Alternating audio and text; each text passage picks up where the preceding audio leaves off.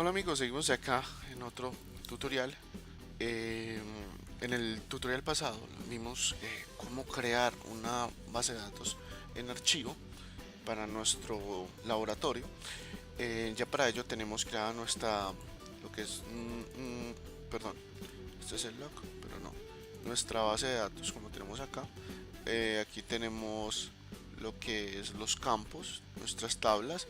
Podemos ir creando más tablas si queremos, generar consultas. Consultas es muchas veces generar pues consultas SQL, o sea que podemos tirar un insert, un select y demás, hacer todo el club completo. Tenemos hasta procedimientos almacenados y demás, pero bueno, en fin, como sea. Sigamos acá, ya tenemos la base de datos creada. Esto incluso les va a servir mucho cuando estén una entrevista de trabajo y no les den servidor ni nada, o que a usted no le funcione su servidor en su casa. Muchas veces le ponen pruebas para que las haga en su casa, pero usted no tiene forma de ponerse a instalar SQL Server, sino que usted puede hacer su base de datos así y debe funcionar sin ningún problema, ¿cierto? Bueno, vámonos entonces y sigamos por acá. Hay una parte de nuestro modelo MVC, que como les dije también es algo que es una mutación en lo que es Web API. Él sigue apegándose a este patrón. Tenemos aquí los models. Estos models fueron creados, los que están aquí, por el Identity Framework, que nos permiten el login, ¿cierto? ¿Ustedes cómo creen que él iba a hacer el login? Él tiene que crear unas tablas en base de datos. eh, Así no exista en base de datos, él los crea cuando la primera vez que se utilice alguno de sus servicios, él las crea y automáticamente tiene ya todo, digamos que todo mapeado, las tablas básicas con las que usted va a jugar a registrar usuarios, validar usuarios y demás. Bueno, para ello vamos a agregar un nuevo modelo.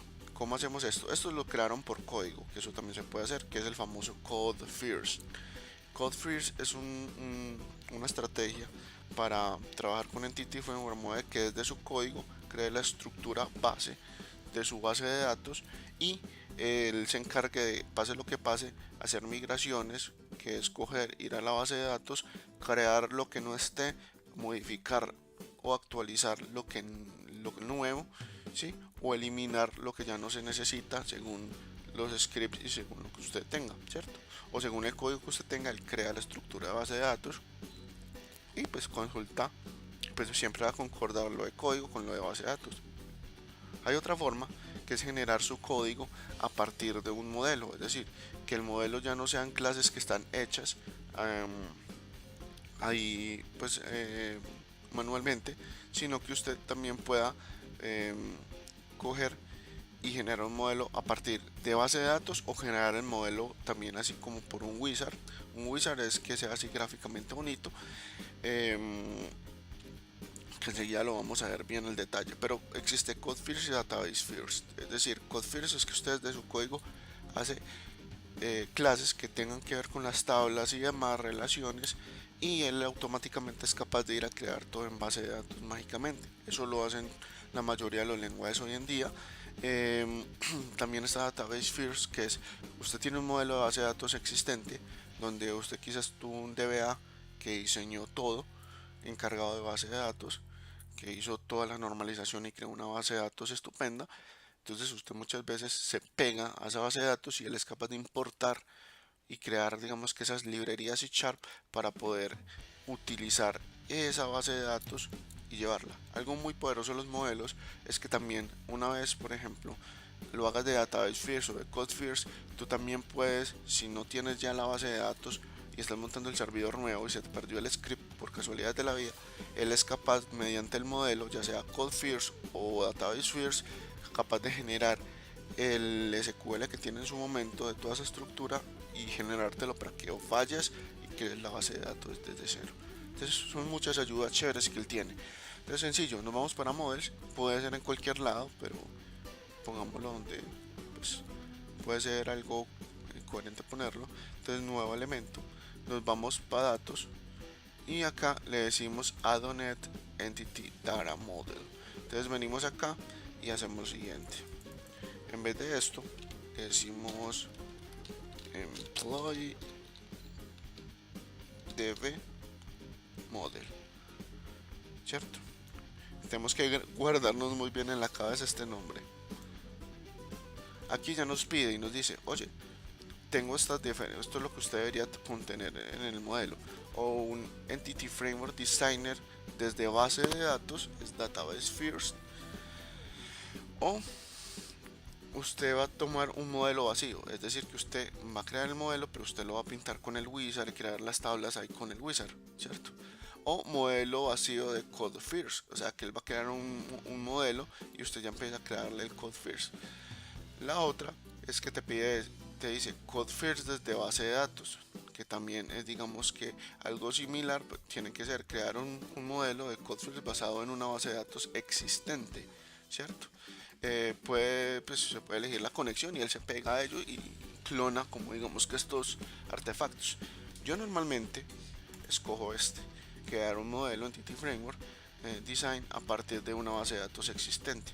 Como ya tenemos la base de datos, entonces venimos acá y él automáticamente nos coge la base de datos. Si no tuviéramos eso creado, nos diría eso, ¿cierto?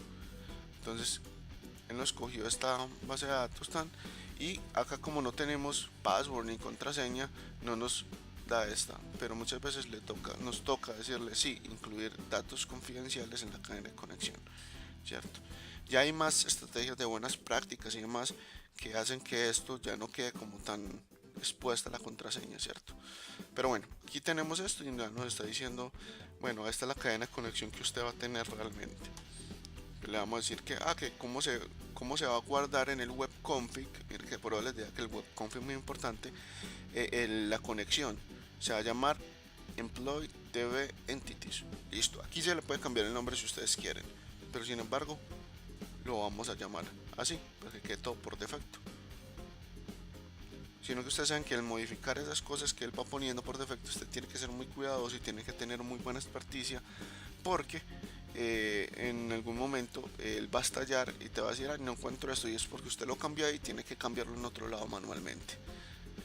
Entonces acá llegamos y le decimos que nos genere lo que necesitamos, employ, le damos finalizar y él debe ponerse a crear todo lo necesario de todo el modelo pertinente de esta base de datos. Entonces, espera un momentico, todavía no creo el archivo, ahí está pensando. Él debe crear el archivo y luego debe crearme aquí la estructura. Míralo acá, qué bonito.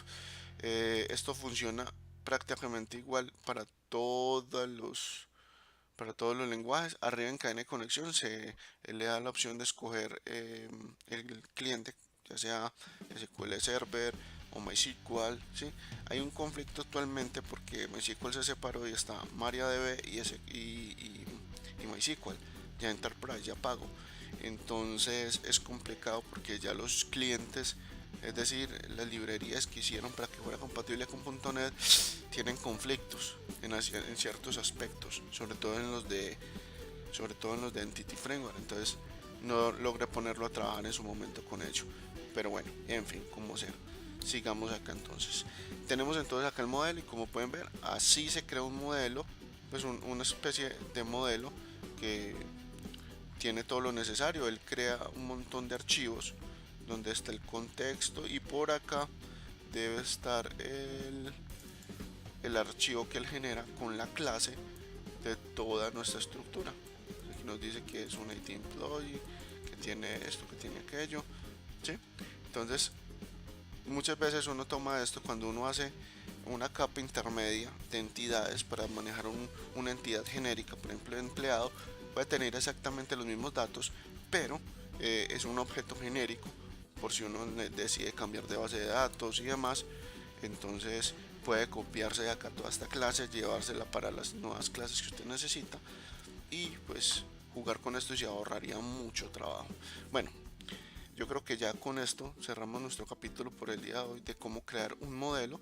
Ya en el próximo les voy a enseñar cómo crear un controller a partir de este modelo. Entonces, bye bye, nos vemos en nuestro próximo video tutorial.